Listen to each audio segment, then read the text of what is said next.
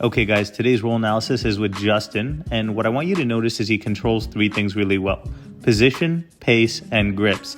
Normally, I never let someone dominate all three. I try to at least have one, but in this role, I feel that he did have the upper hand in all three.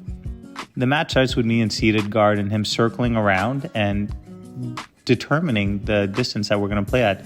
So when he circles, he actually gets closer, so I fall to my back. What I don't like about that is there's only two limbs of engagement for me, and those are my two legs. Look how he takes the grips first, so 2 grips to 0, splits my legs, and then uses that to enter inside. I hook his thigh and I pull him forward. So at least this will allow me to manage the distance a little better, because I'd rather tie someone up like that.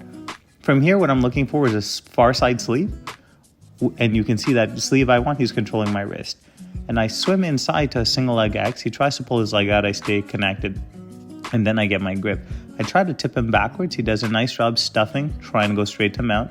I reinsert, and watch how he pummels his foot inside to clear my foot, and I use this to try to sweep. He clears my butterfly, and I meant to step on his hip for the ankle lock, and he counters like right off the bat by dragging it.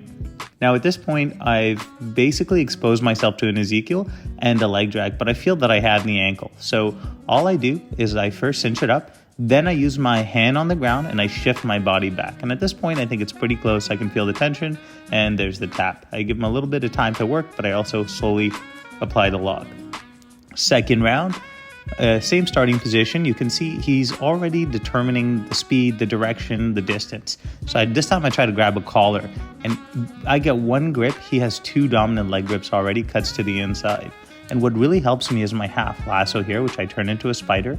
But ultimately, I'm just looking for that reverse De Leva hook, which is my right leg just dangling in between his 2 legs. And what that does is it slows him down. I feel that he's too fast for my comfort. This next part, I slow it down because I think it's really beautiful. He walks towards the center, starts to turn my hips the wrong way, and then look at his left hand. He tries to drag my hand out to post. He drags my hand south, and then he raises his feet, and then he does a beautiful hip switch, which makes sense because he walked my hips to my right, and his pass has to be to the left, where there's a lot more space. That was probably my favorite part of this entire roll. That was a really slick pass, very Lucas Lepre of him. JT Torres also does exactly that kind of passing, which I really like.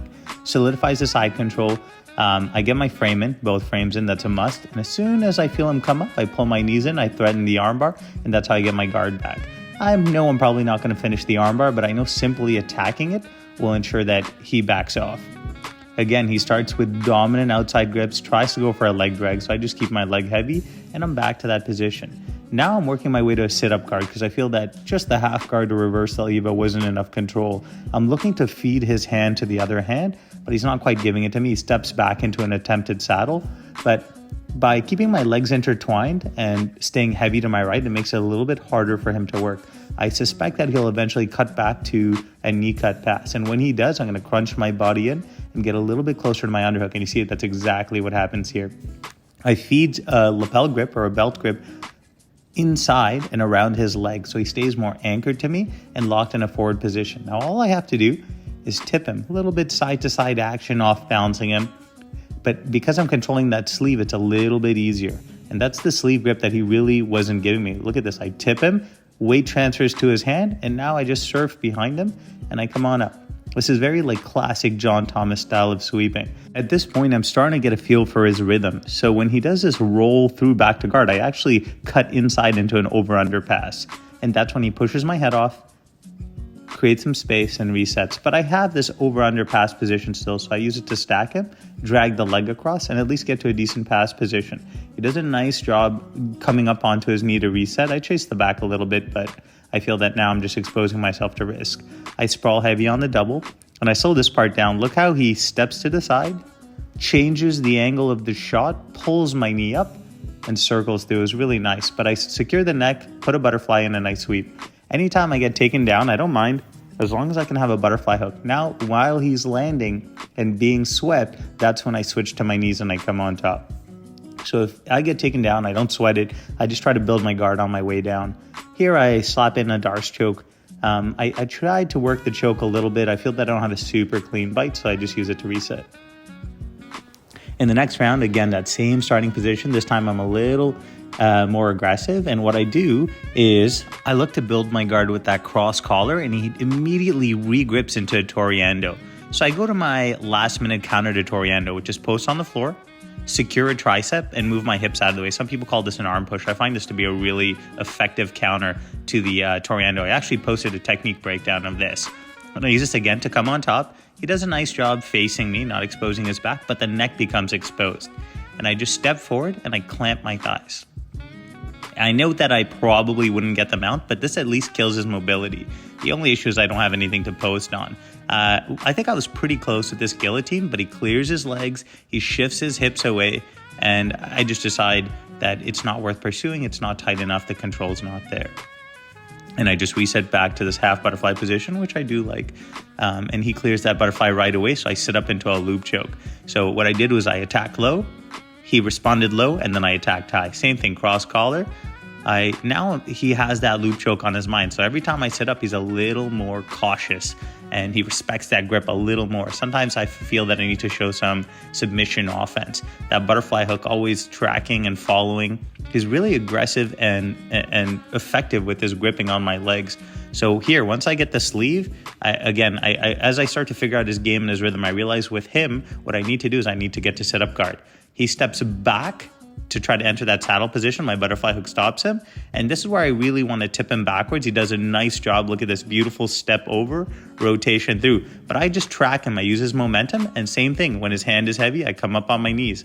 I find with a player like this who has a very solid and dynamic posting style from the top, I just need to flow with him. And as soon as he posts, that's when I come up. I get nice inside head positioning, low solid underhook, feel pretty in control here. And he stops the guard pass, very effective butterfly. He uses his bottom butterfly to block and transfers to his top butterfly, comes up to his knee. Second time he hit that on me. So starting to figure out what works and doesn't work against him.